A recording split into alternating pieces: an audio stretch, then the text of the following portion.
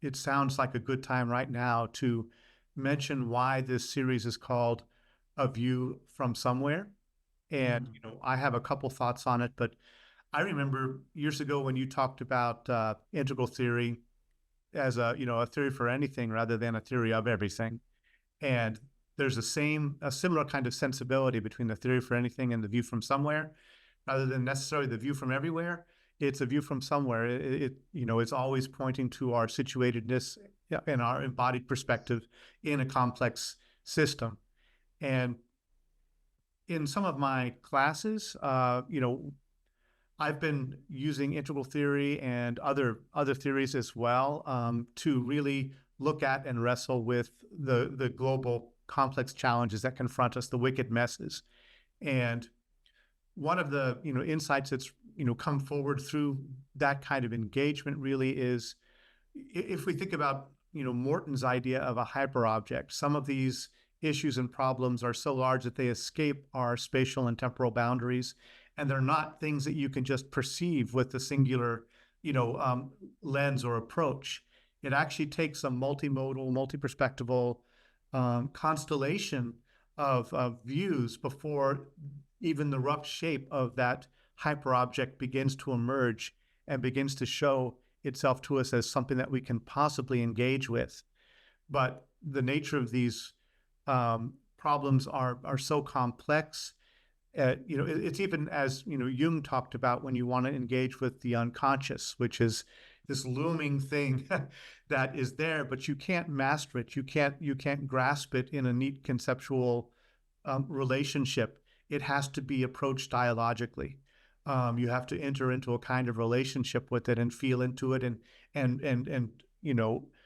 react to the responses, and then and track things over time, and gradually, longitudinally, it begins to show itself in some way. And so I think those are some of the ideas behind taking a meta-theoretical approach to global problems, and why you're calling it a view from somewhere. But I'd definitely love to hear more about what your thoughts on that are. Yes. There's some very interesting comments there, Bruce. Yes, that I think Thomas Nagel wrote this book quite a few years ago now, where he talked about the view from nowhere, and it was I think also getting at what you're talking about, this notion of hyperobject as well. That how can we actually take on that perspective that pretends it's objectively developing an overarching viewpoint? How can that sort of it's also been called the God trick, to pretend that we're sort of godlike professors or scientists or something that can develop this overview, when in actual fact, we're stuck in the messiness, as you were saying, of all these manifold perspectives, and we can hardly bring sense into our own personal lives, rather than try to develop these massive overarching viewpoints. I would, and I guess, saying that there's a view from somewhere is to say, actually, it's innate to who we are as human beings to have these big picture perspectives. I'm writing a book at the moment that's looking at, in terms of meta theory, from a perspective of story and on big picture stories. And I've been looking at some ancient stories that go back many tens of thousands of years, and it's very obvious when you look at oral traditions from indigenous cultures that these ancient stories were always big. They were always about, the sort of attempt to explain a cosmology, if you like. I mean, as people, say humanity is, somewhere around 200,000 to 300,000 years that modern humans have been about. For most of that period, we've had campfires at night. We've sat around campfires. We've been laying around looking up at the night sky, and seeing all the stars and telling stories about the immensity of what we saw every night. And in a sense, it'd be interesting to take the perspective that the night sky was the first screen that we actually looked at.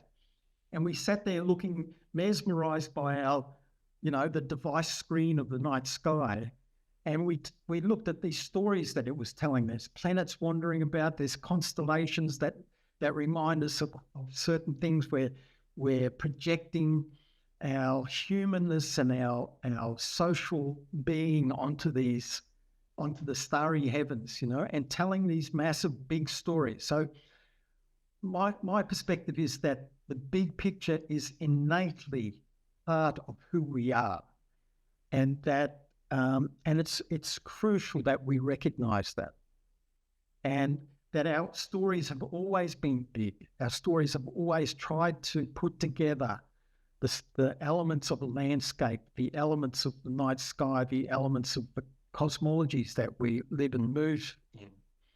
And so it's that capacity for big pictures that is actually one of the great defining features of who we are as people. Our evolutionary success has come out of our capacity to collaborate. And collaboration is fundamentally each of us believing in the same story.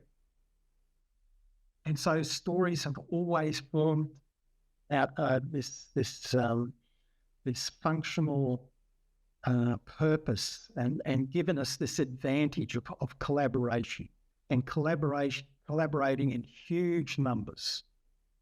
And, although we might have evolved emotionally and in terms of our senses to be in bands of 20 or 100, whatever it might be, I think that's underestimated the actual capacity of, even from the earliest days, for humanity to get together to coordinate.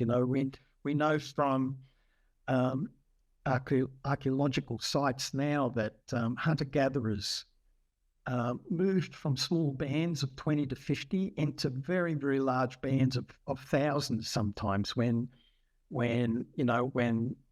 feasts were occurring, when the conditions were very supportive of getting together for ceremony and for rituals and so forth. And those capacities have always been there for us to get together, to share our big stories. And now, as a planet, as a planetary sort of species, we've got this situation now where there are so many stories that are coming into collision, that are coming into collaboration, that need to be rediscovered and to find commonality, to find cohesion. And I think this is the big task that we have. What sort of stories are going to help us collaborate to overcome the challenges that we've created and that we're facing? And I think this is just a massive challenge, and we see this in the microcosm every day. And I think the US election is a very prominent example of the challenge that we have to collaborate and to see if we can, share each other's stories and understand and find some commonality and some shared purpose within the differences that we have. What is it that connects us? Right. Yeah. So the view from somewhere is the place where we can start that. And I don't think it's a God trick. I think it's a human trick. I think it's the view from somewhere is the task that we have to find stories that connect, stories that help us collaborate. I've been working in business schools for the last 15 years or so, and you'll walk around in any classroom and you'll hear the phrase competitive advantage.